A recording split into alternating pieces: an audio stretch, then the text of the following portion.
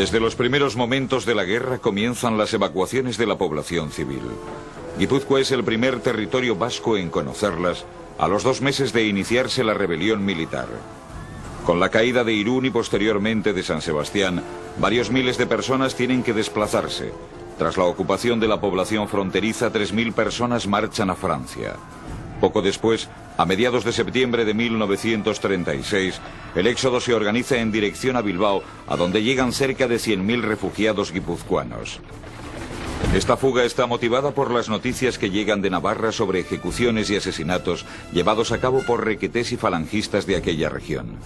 Lo imprevisto de los acontecimientos y el hecho de que en este verano del 36 aún no existe el gobierno vasco hace que los refugiados sean acogidos de manera improvisada en Francia, donde el gobierno del Frente Popular francés, entonces en el poder, tiene que hacer frente a una virulenta campaña de la derecha, particularmente fuerte en el País Vasco continental. Estos primeros refugiados vascos serán encaminados pronto a través de Francia al campo republicano, estableciéndose gran parte de ellos en Barcelona.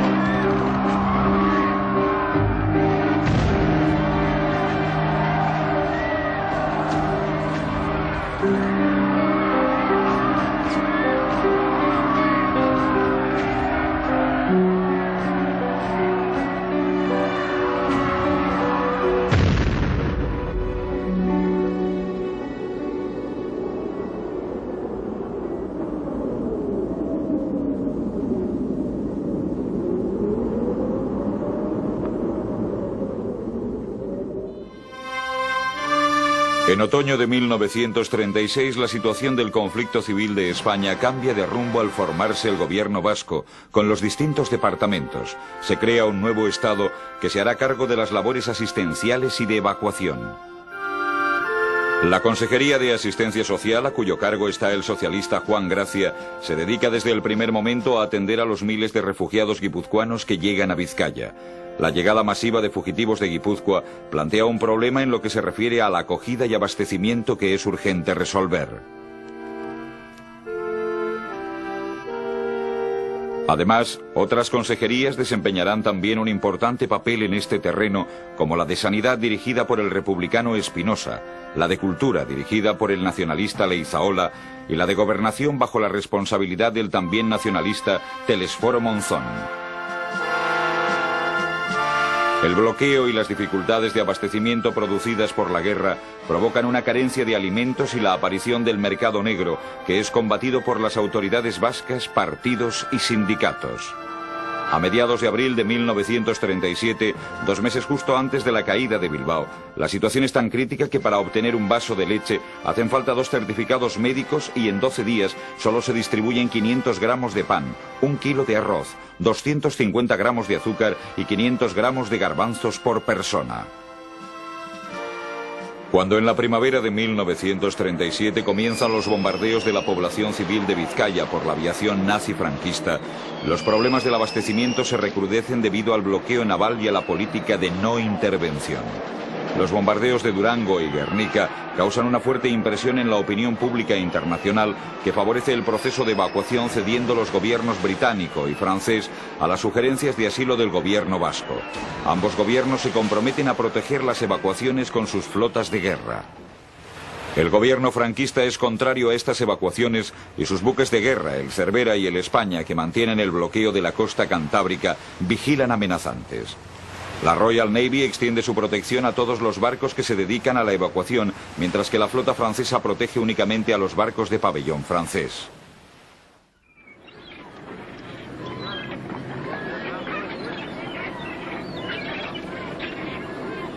Marzo de 1937.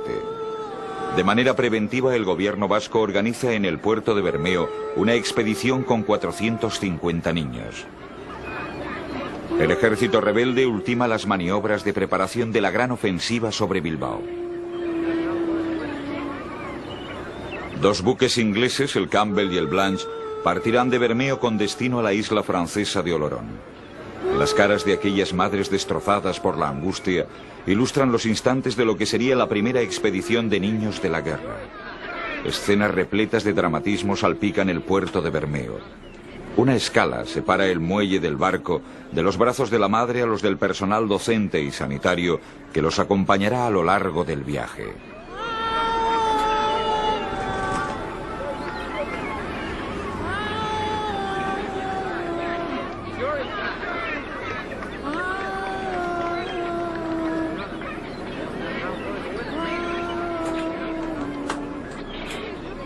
La primera quincena del mes de mayo de 1937 comienza desde Vizcaya el gran éxodo que se prolongará hasta el 25 de octubre del mismo año, es decir, hasta unos días antes de la caída de Asturias y de la liquidación definitiva del Frente Norte. El grueso de la evacuación se llevará a cabo en una treintena de barcos fletados por el gobierno vasco a través de sus delegaciones en Londres y Burdeos. En total, se realizaron 61 viajes.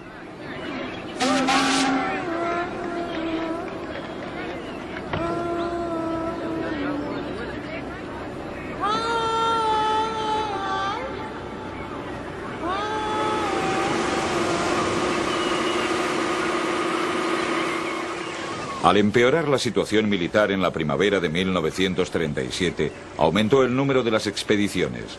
Una de las más espectaculares se organizó el 6 de mayo desde Santurtzi.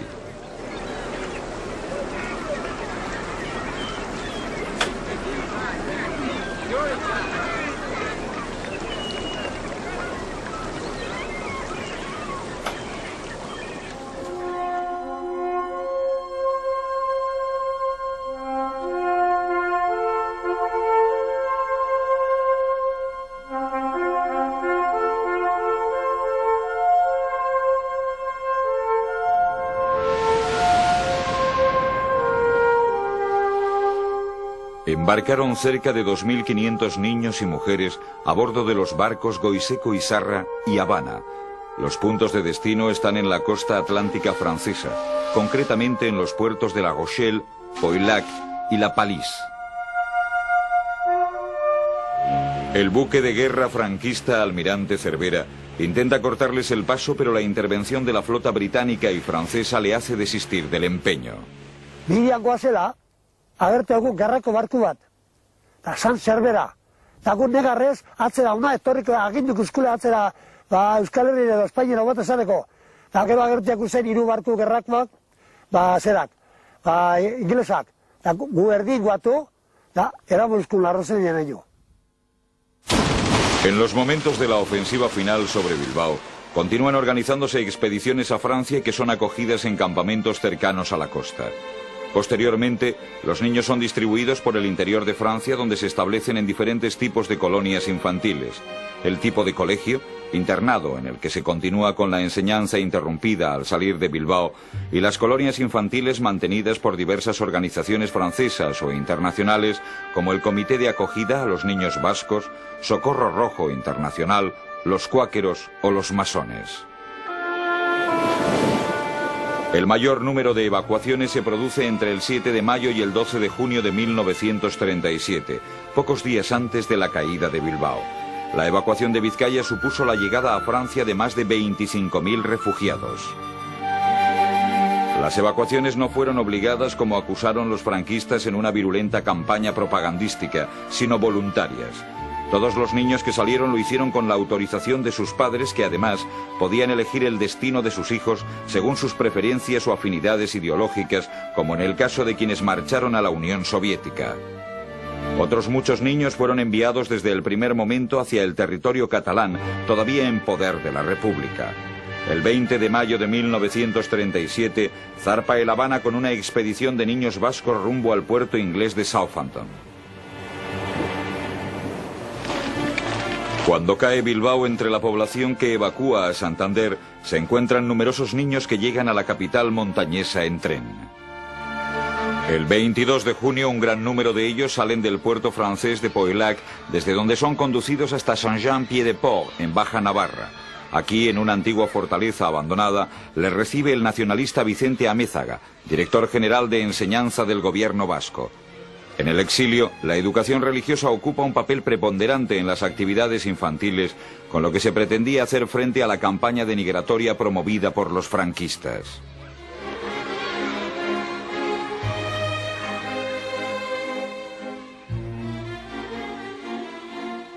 Etorri gintzan, ustaritzera, garako ustaritzera.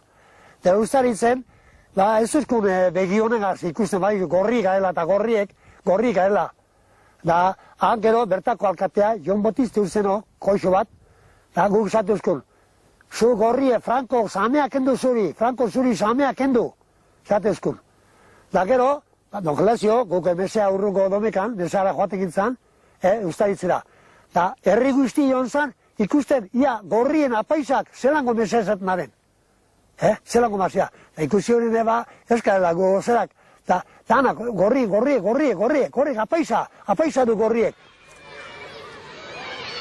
En efecto, la evacuación de los niños provocó una campaña virulenta de los franquistas que acusaban al gobierno vasco de todo tipo de crímenes como el de pervertir a la infancia, exponiendo a los niños a toda clase de peligros y perversidades. Según el historiador Gregorio Arrien, en total fueron alrededor de 35.000 los niños vascos que abandonaron sus casas. 22.000 de ellos fueron a Francia, 4.000 a Cataluña, 3.200 a Inglaterra, 3.200 a Bélgica, 1.400 a la Unión Soviética y algunos centenares a Suiza y Dinamarca. Algunas colonias infantiles se especializaron de tal forma que llegaron a ser auténticos internados donde los niños recibían la educación interrumpida por la guerra.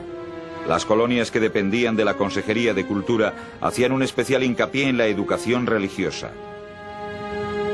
Una parte de los niños desembarcados en Francia fueron conducidos a Bélgica siendo acogidos por las organizaciones católicas, siguiendo las indicaciones del cardenal Van Roy, por los comités socialistas o por la Cruz Roja.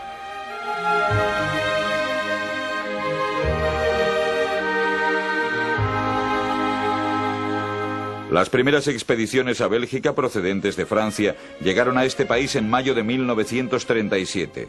El Comité Católico de Malinas acogió a 1.269 niños, los comités socialistas a 600. La mayoría de ellos fueron acomodados en familias. Además, funcionaron en Bélgica 3 internados, en Malinas, Bruselas y Amberes. En 1938 había cerca de 3.000 niños vascos en Bélgica.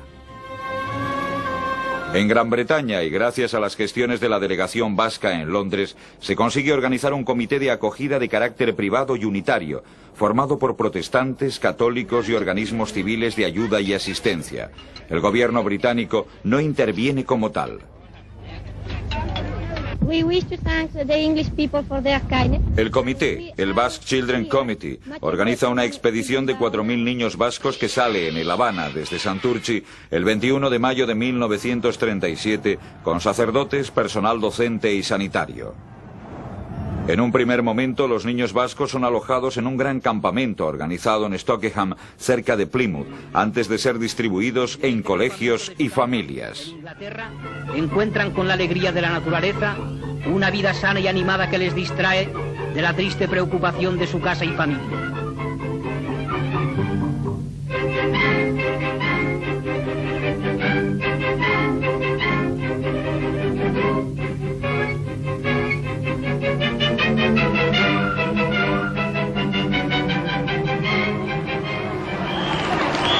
Rusia también acoge a niños vascos. Los que fueron allí lo hacen por expreso deseo de sus padres. La evacuación se realiza en los últimos momentos, el 13 de junio de 1937, a bordo de La Habana, en instantes de gran confusión en Bilbao que está a punto de caer. Los niños, cerca de 1.500, llegan a Leningrado, actual San Petersburgo. Aquí son objeto de un gran recibimiento, siendo distribuidos por diferentes centros y pueblos de la Unión Soviética. Estos fueron quienes salieron peor parados. La gran mayoría no pudieron volver a sus casas o a reencontrarse con sus padres. El estallido de la Guerra Mundial, con todo el cúmulo de penalidades que produjo, particularmente en la Unión Soviética, impidieron, a pesar de las gestiones del gobierno vasco en el exilio, que su recuperación tuviera éxito. Los vascos llegan a Santander con muy serias aprensiones. Cuando Bilbao cae, una gran masa de refugiados civiles, ancianos, mujeres y niños cruzan el límite entre las dos provincias. Su número se sitúa en torno a las 150.000 personas. El ambiente es contrario y tenso, ya que se reprocha a los vascos no haber defendido Bilbao y entregar intactas las industrias de guerra al enemigo. Pocos conocen la realidad de los hechos. Horas antes de la caída de Bilbao, miembros de los distintos partidos políticos llevan a cabo una reunión secreta en la que se decide el futuro inmediato de la capital vizcaína y del cinturón industrial. Elías Echeverría estuvo en aquella reunión. Yo, en nombre del partido, dije que lo normal, lo positivo, era buscar una evacuación lo más ordenada posible, evitando todo incidente grave y sobre todo evitando la destrucción de esa margen izquierda que el día de mañana también necesitaría el País Vasco. Triunfó esta tesis. Acataron, tanto anarquistas como comunistas, acataron a la orden y evacuaron sin hacer ningún destrozo. Se comunicó al gobierno y el gobierno al día siguiente ya dio las instrucciones correspondientes, nombró a Jesús Leizaola como consejero responsable de que la evacuación se hiciera en esas condiciones y se terminó el asunto. Particularmente graves son las acusaciones contra los nacionalistas, de quienes se llega a sospechar de estar en contacto con el enemigo. Se recela de ellos también por su profunda religiosidad. La situación de los refugiados llegados a Francia varió según los momentos y el desarrollo de la guerra. El gobierno francés, ante la masiva llegada de refugiados vascos, santanderinos y asturianos, va a dictar entre 1936 y 1938 dos órdenes de repatriación, refoulement, ante la incapacidad de absorber tal masa de exiliados. Tras la caída de Guipúzcoa y antes de la formación del gobierno vasco en octubre de 1936, habían sido repatriados a Cataluña unos 32.000 vascos. Las autoridades francesas daban opción a los refugiados para elegir el lugar de destino, la zona franquista a través de Irún o la zona republicana por la frontera catalana. De esta manera, aunque varios miles eligieron volver a sus casas en territorio franquista, otros muchos marcharon a Cataluña, donde la masa de refugiados aumentó considerablemente tras la caída de todo el Frente Norte. Desde finales de 1936, ya funcionaba en Barcelona una delegación del gobierno vasco que había sido fundada por Manuel Irujo. La primera sede de la delegación vasca se instaló en un piso cedido por la Generalitat catalana. A principios de 1937, la delegación desarrollaba sus actividades en varias secciones para atender a los primeros contingentes de refugiados vascos repatriados por el gobierno francés. La delegación estaba formada por una Secretaría General para el registro de los ciudadanos, pasaportes, presos, de la sección de asistencia social para el censo de refugiados, creación de refugios, distribución de ayudas, y la sección de sanidad que controlaba la labor de los médicos y la instalación y mantenimiento de los hospitales.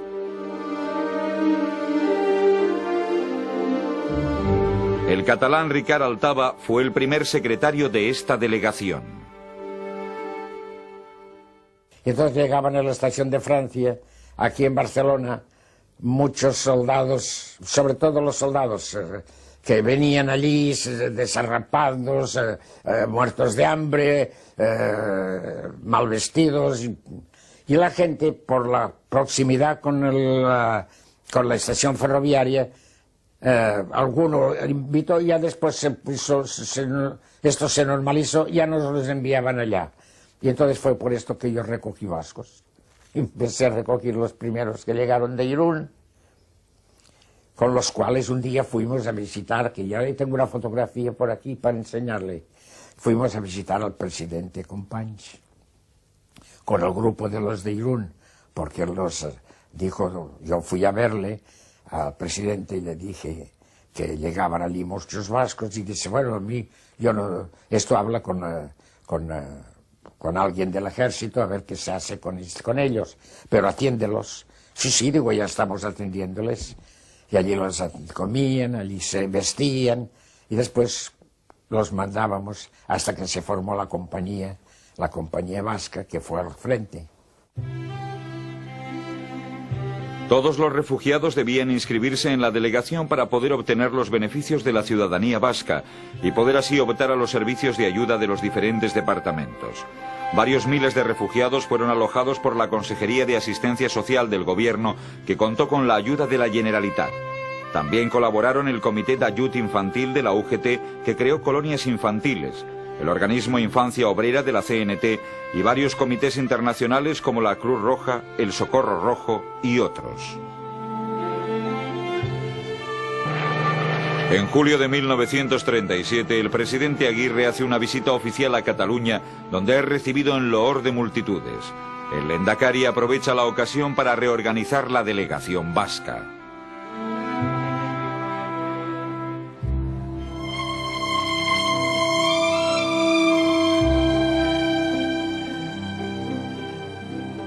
Más tarde, en noviembre de ese mismo año, el gobierno vasco presidido por el presidente Aguirre se establece en la ciudad condal.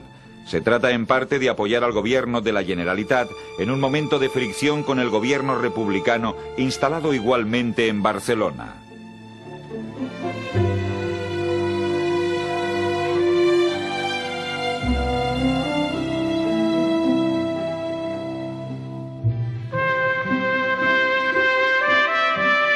Reforzada así la presencia vasca desde el punto de vista político e institucional, se despliega una gran actividad que indudablemente da un carácter nacional al asilo vasco en Cataluña. Los partidos, sindicatos y organizaciones vascas, tanto nacionalistas como no nacionalistas, se estructuran en Cataluña. El PNV crea el Batzoki de Barcelona, donde Elías Echeverría representa al EBB, contando con destacadas figuras del nacionalismo como Ciaurriz, Gamarra, Lombana y otros. Acción Nacionalista Vasca está representada por su presidente Juan Carlos Basterra, además del consejero Nardiz y Tomás Bilbao, que a partir de agosto de 1938 sustituirá a Irujo como ministro de la República. Otras organizaciones nacionalistas como Emakume Abertzale Batzá, el ASTV o Mendigoizale Batzá cuentan también con representación en Cataluña.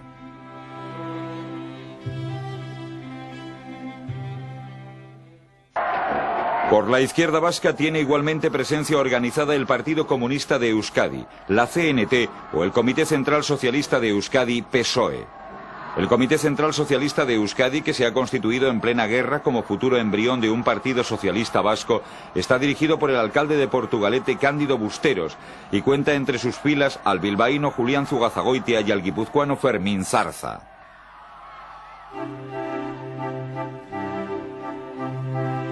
Un elemento importante en las labores asistenciales dependiente de la Consejería de Sanidad es la organización de servicios médicos y hospitalarios bajo la dirección del doctor Calle para atender a la numerosa población vasca, así como a los heridos de guerra.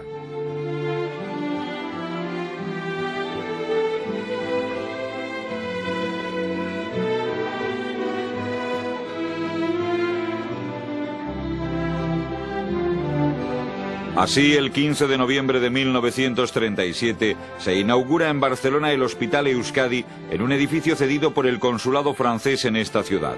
Este hospital, dirigido por los doctores Cincunegui e Imaz, incluye un pabellón dedicado a casa de maternidad. El Hospital Guernica está a su vez especializado en pediatría bajo la dirección de los doctores Cortina y Casals, contando con 110 camas. Completa estos servicios sanitarios vascos el Hospital Ochandiano, con 45 camas, dirigido por el doctor Arrese, antiguo director del Hospital de Basurto, que se dedica a intervenciones quirúrgicas. También a 6 kilómetros de Barcelona existe un sanatorio antituberculoso con 20 camas, además de otro centro infantil en Arenys de Mar. A estas instalaciones pueden añadirse otras secciones como una clínica dental, farmacia, oftalmología, prótesis. Estas actividades asistenciales ayudan a los refugiados a cubrir sus necesidades fundamentales en el entorno de las instituciones vascas, refuerzan la identificación nacional vasca y legitiman la actuación del gobierno vasco tras la pérdida de su territorio.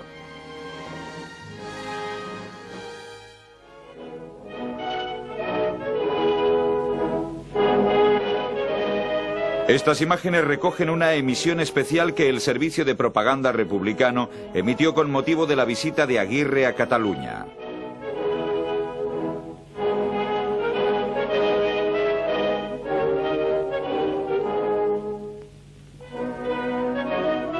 president Aguirre ha visitat el campament de les milícies basques. Tots els fugitius de la invasió d'Euskadi, útils per empunyar el fusell, s'han agrupat formant aquest cos regular de l'exèrcit del poble i poder ésser útils en qualsevol front de lluita per a foragitar els enemics d'Espanya.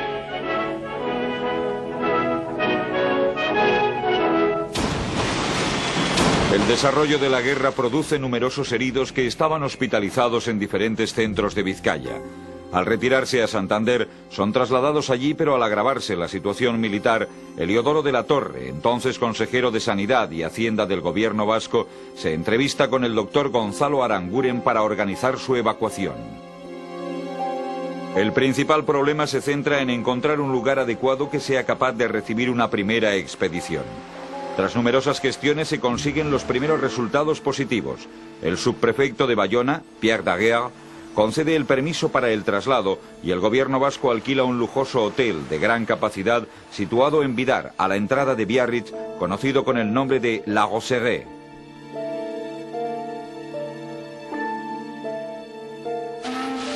El 20 de agosto de 1937 sale el Bobby de Santander con 360 heridos de guerra. Pocos días después se habilitan en La Roseraie los primeros pabellones para acogerlos. Una parte de los heridos es evacuada a Barcelona, pero unos 200 se quedan en el nuevo hospital. En septiembre empiezan las primeras intervenciones quirúrgicas, amputaciones, extirpación de esquirlas y trozos de metralla, etc. Al año siguiente se inauguran ya nuevos servicios como otorrinolaringología, odontología y un servicio de maternidad. También se crearon talleres de rehabilitación. La Roseraie representa uno de los mayores logros de los servicios asistenciales del gobierno vasco en el exilio, pero conoció también problemas derivados de la pugna soterrada entre las fuerzas de izquierda vasca, que se resistían a aceptar el predominio político de los nacionalistas en las instituciones del exilio y el Partido Nacionalista Vasco.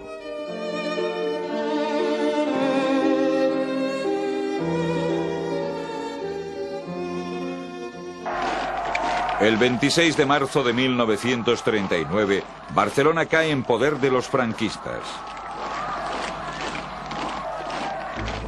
Días después, el gobierno francés abre la frontera, primero a la población civil y más tarde a los militares republicanos. En pocos días, miles de refugiados entran en Francia hasta llegar a alcanzar casi el 500.000 de fugitivos. La huida es una auténtica desbandada. Entre los fugitivos hay numerosos vascos que han permanecido en Cataluña hasta los últimos momentos, caso del presidente Aguirre, o que han formado en las filas del ejército republicano derrotado. El gobierno vasco improvisa una mínima infraestructura de acogida e instala una delegación en el Hotel Sala de Perpiñán. Desde allí se atiende en los primeros momentos a los vascos que pasan la frontera.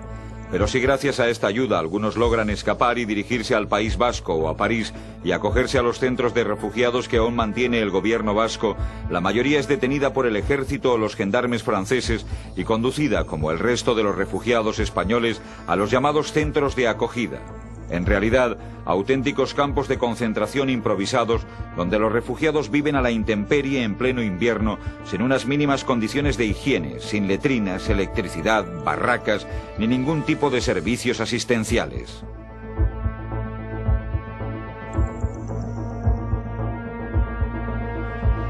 Algunos de estos centros de acogida se sitúan en las playas de los pequeños pueblos costeros del Rosellón francés, como en Arguelé.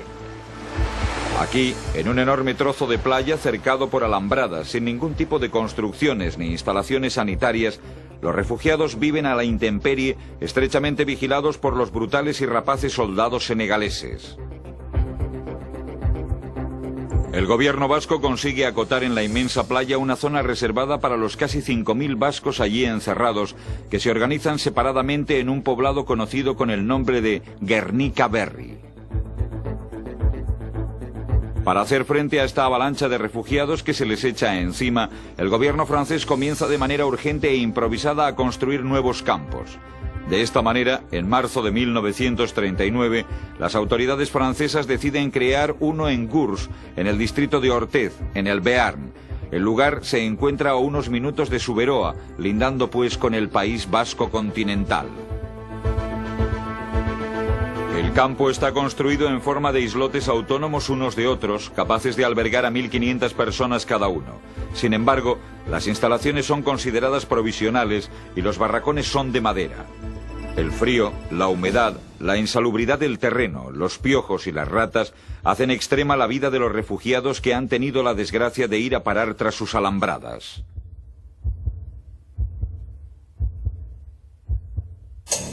A comienzos de abril de 1939, cuando todavía no se ha terminado de construir el campo, llegan casi 1000 vascos provenientes del poblado de Guernica-Berry en Arguelé.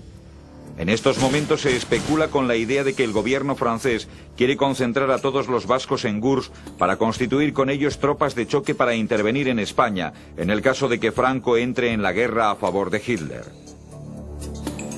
En un periodo llega a haber 6.500 vascos internados en Gurs, que se encuentran organizados según las diferentes tendencias políticas. Los comunistas y los brigadistas internacionales, a quienes vemos llegando a Hendaya, controlan la organización del campo. Por su parte, los nacionalistas permanecen unidos con su propia organización. Mantienen contactos con el exterior a través de Telesforo Monzón y llegan incluso a organizar sus propios servicios religiosos con el sacerdote Iñaki Azpiazu, que ejerce como capellán.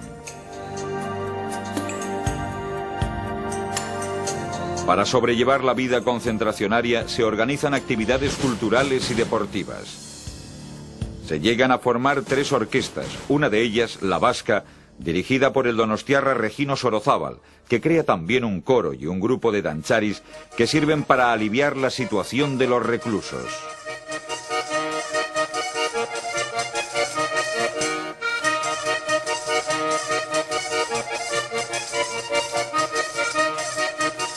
El PNV, por su parte, crea su propia organización de asistencia con la finalidad de ayudar únicamente a sus afiliados. Desde junio de 1938, y para paliar la crítica situación creada tras la caída de Bilbao, el Partido Nacionalista crea Eusko Anaitasuna, que organiza una serie de refugios a lo largo del País Vasco francés y de las Landas.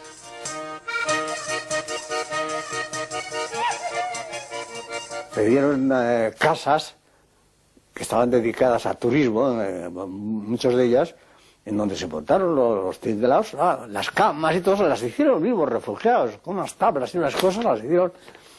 Se hizo de la forma más sencilla y más económicamente posible, pero muy digna, muy digna. Con la Itasuna era la ayuda al refugiado vasco que estaba allí en condiciones de había llegado a una situación extrema porque todo el mundo había llevado algún dinerillo o alguna joya o lo que sea, pero esas cosas se gastan pronto, ¿no? A los meses eso se termina y luego se encuentra con que allí, por ley y por la documentación que nos daban, teníamos prohibido trabajar, no teníamos posibilidad de nuevos ingresos. Y eso crea una situación lamentable de ahogo. Con el fin de aligerar los gastos de estos refugios y desterrar la ociosidad, se busca la colocación de los jóvenes en el duro trabajo de los pinos, consiguiendo así mejorar la situación de los refugiados. Se procura también, donde se dan las condiciones, desarrollar tareas agrícolas y algo de ganadería para el autoconsumo de los propios campos de refugiados. La finalidad de estos refugios es agrupar a los nacionalistas en un ambiente propio, lo que incluye desarrollar una serie de actividades políticas y culturales, como conferencias, clases de euskera, organización de grupos de danza y coros. El centro de la organización de Eusko Anaitasuna se encuentra en Capbretón, donde había un mayor número de refugiados, cerca de 300, y donde se organiza un bachoqui que dirige la vida orgánica de la colonia. En 1939, tras la caída de Barcelona, Eusko Anaitasuna llegó a acoger a cerca de 2000 militantes del PNV. Las buenas relaciones de los vascos con las autoridades militares y civiles francesas propicia una estrecha colaboración con vistas a la incorporación de trabajadores vascos a las industrias de guerra. Al estallar la guerra mundial, se presenta la ocasión para utilizar la mano de obra de los refugiados. Algunos vascos entran a trabajar en empresas de París, otros en los arsenales de Tarbes o en la fábrica aeronáutica de Breguet en Bayona. Los internados en Gurs o instalados en los refugios del gobierno vasco en Lapurdi o en las Landas van a trabajar al arsenal de Tarbes y a su nuevo anexo en construcción en la Nemezán. Otros trabajan en las industrias de guerra de la región de Toulouse.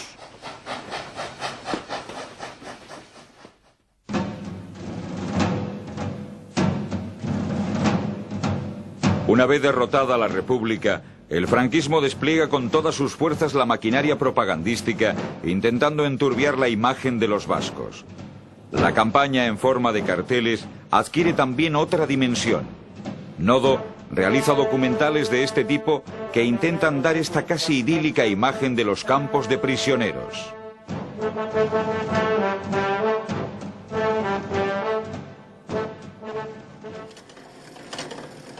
Los nacionalistas vascos responden a esta presión creando una imagen de orden y organización. Así, ya desde finales de noviembre del año 1936, apenas 2 meses después de haberse formado el gobierno vasco, sale a la calle el primer número del periódico vasco Euskodeia, que seguirá apareciendo hasta la ocupación alemana de Francia en junio de 1940. Euskodeia difunde la actuación del gobierno vasco e informa del desarrollo de los acontecimientos bélicos, haciendo hincapié en la originalidad de la democracia vasca, denunciando la represión franquista y la persecución y crímenes cometidos contra sacerdotes vascos.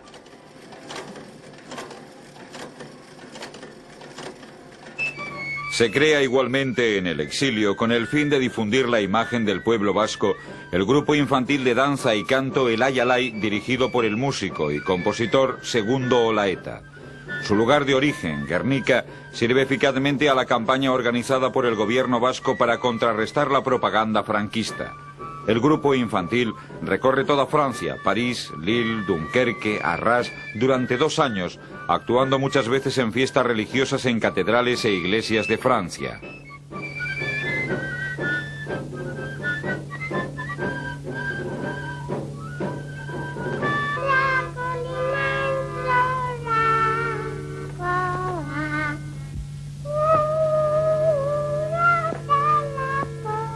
En este mismo sentido y con el mismo objetivo, se organiza por orden expresa del presidente Aguirre el grupo Eresoinka, con la idea de constituir el Coro Nacional de Euskadi para que actúe a través de todo el mundo como embajada cultural vasca.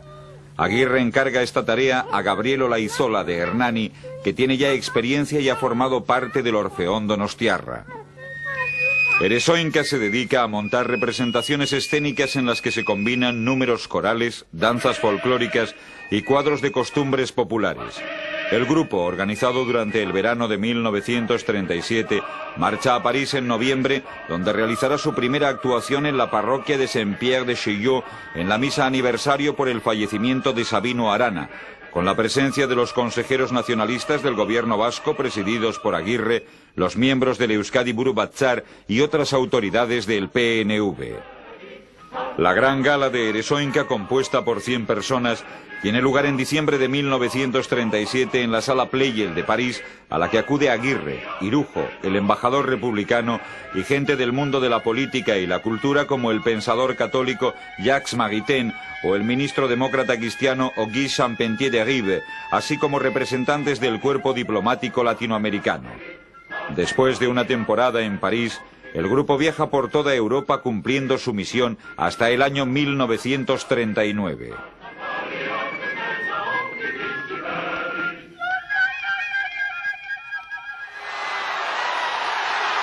Otro instrumento eficaz de propaganda organizado por el gobierno vasco en el extranjero es la creación del equipo de fútbol Euskadi.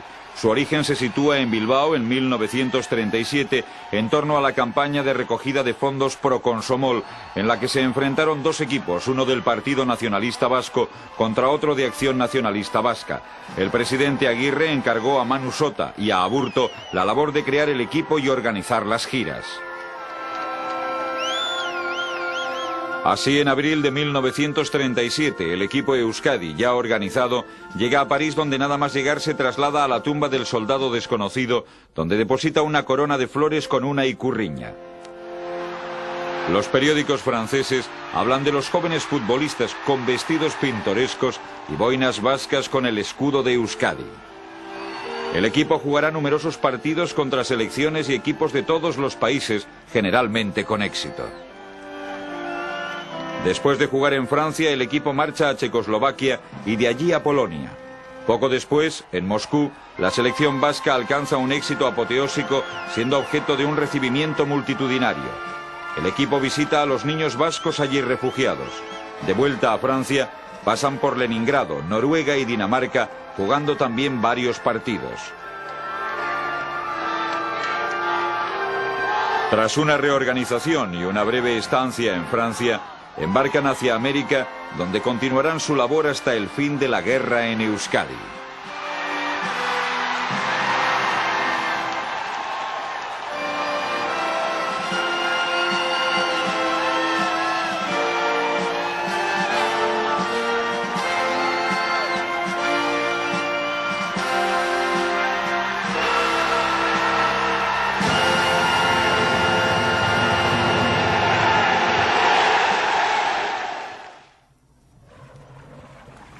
La paulatina instalación de los refugiados vascos en Francia, que varió según los avatares de la guerra civil, adquiere el carácter de permanente al ser derrotada definitivamente la República en abril de 1939, finalizando así la guerra civil. De esta manera, el exilio cambia de perspectiva. Los refugiados que están políticamente comprometidos no pueden pensar ya en volver a casa. Además, el reconocimiento de Franco por el gobierno francés el 27 de febrero del año 1939 agrava desde el punto de vista legal la situación de los refugiados vascos y de sus instituciones, cuya desaparición exige el gobierno franquista. Para hacer frente a esta situación se crea a comienzos de 1939 la Liga Internacional de Amigos de los Vascos. La Liga surge prácticamente en el momento en que se consuma la derrota republicana, con vocación de representar a los vascos en el ámbito internacional, aunque el estallido del conflicto mundial frenó su desarrollo.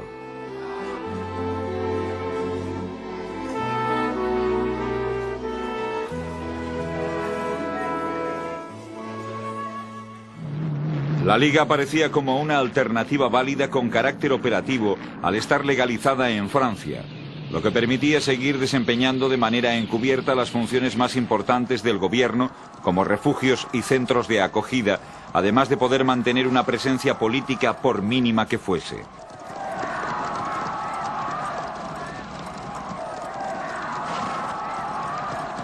La sección francesa de la Liga, que logró afianzarse y desarrollar una gran actividad, contaba con un comité en el que estaban representadas personalidades intelectuales, religiosas y políticas francesas que la apoyaban públicamente, como los cardenales Verdier de París, Felten de Burdeos y el obispo de Dax, a quienes vemos en estas imágenes.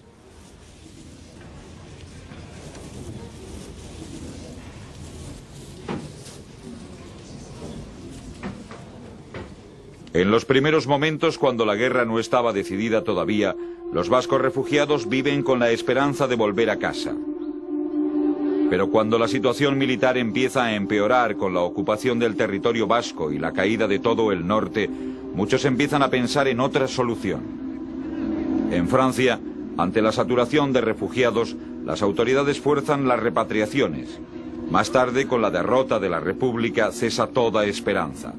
El porvenir se muestra amenazador ante el peligro del estallido de la guerra en Europa, lo que ocurre en septiembre de 1939.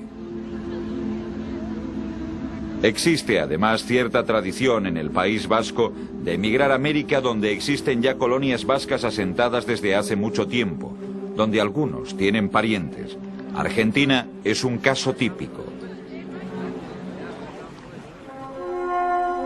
El gobierno vasco va a montar una red de delegaciones, primero en Europa, concretamente en importantes ciudades y capitales que sirven de respaldo político al gobierno vasco, para posteriormente desplegar la misma estructura al otro lado del Atlántico, en Norteamérica y Sudamérica.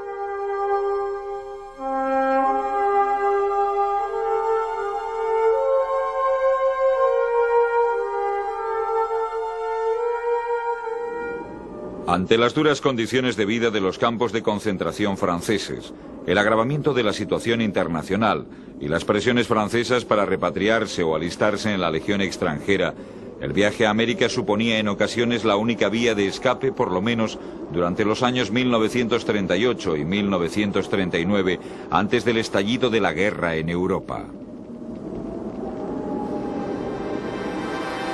Pero la actitud oficial del gobierno vasco y fundamentalmente de su presidente José Antonio Aguirre fue contradictoria y chocó en parte con las decisiones adoptadas por el propio Partido Nacionalista Vasco.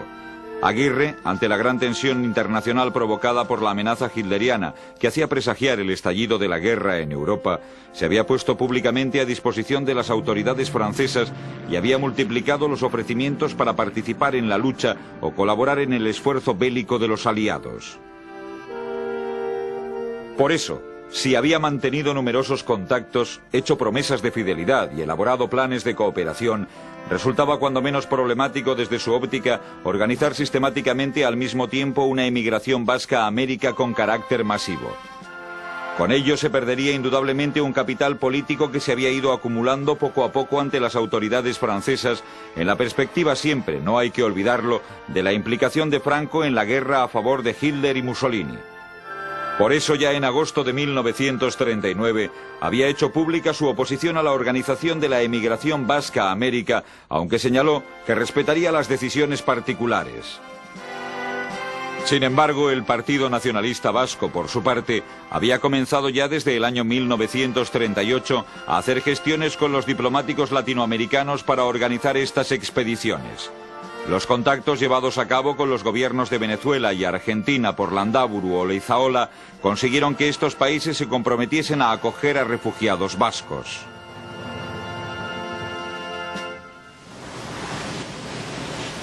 A finales de 1938 ya había algunos vascos que se habían dirigido individualmente a Venezuela, país que necesitaba mano de obra cualificada y que se encontraba además bastante despoblada. Más adelante, el gobierno venezolano aceptó acoger a refugiados vascos siempre que el traslado se realizase bajo control político, teniendo especial cuidado en que no llegase, como se decía en un documento de la época, ningún elemento extremista. De esta manera, el 23 de junio de 1939 salía de Bayona un grupo seleccionado de 82 militantes del Partido Nacionalista Vasco hacia el puerto de Le Havre, donde embarcaron en dirección a Venezuela. Los meses siguientes salieron nuevas expediciones de nacionalistas a este país, donde a finales del año se habían instalado ya unos 1000 refugiados. El gobierno venezolano anticipaba los gastos del viaje y 15 días de estancia, y posibilitaba en muchos casos un contrato de trabajo.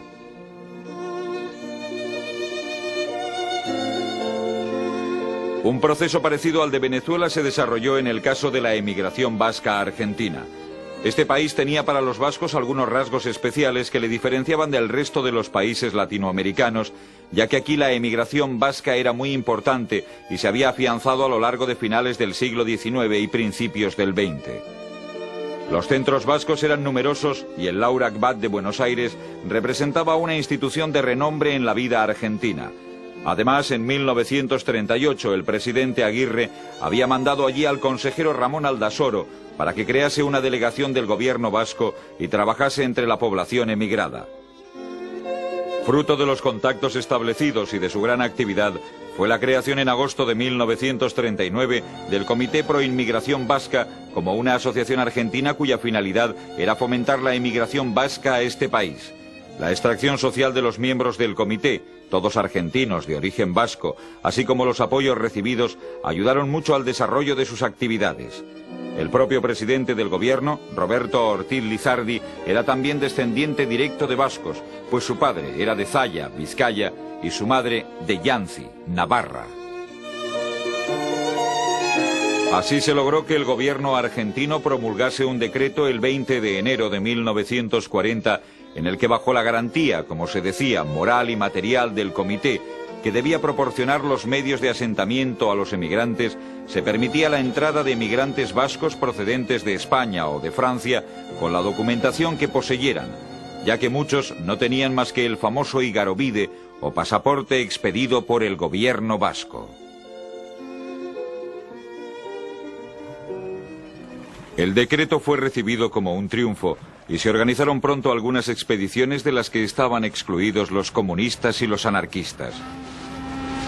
En junio de 1940, una expedición de 150 vascos organizada por el Comité partió de Marsella. Más tarde, en enero de 1941, salía también de Marsella a bordo del Alsina una gran expedición de refugiados republicanos en la que iban 80 vascos con destino a Argentina. La guerra, que mientras se había convertido en mundial, impediría la organización de nuevas expediciones. Por eso, a pesar de las expectativas suscitadas, el balance de las actividades del Comité Pro Inmigración Vasca fue más bien modesto, cifrándose en unos 1.400 refugiados los que llegaron a Argentina hasta el verano de 1940.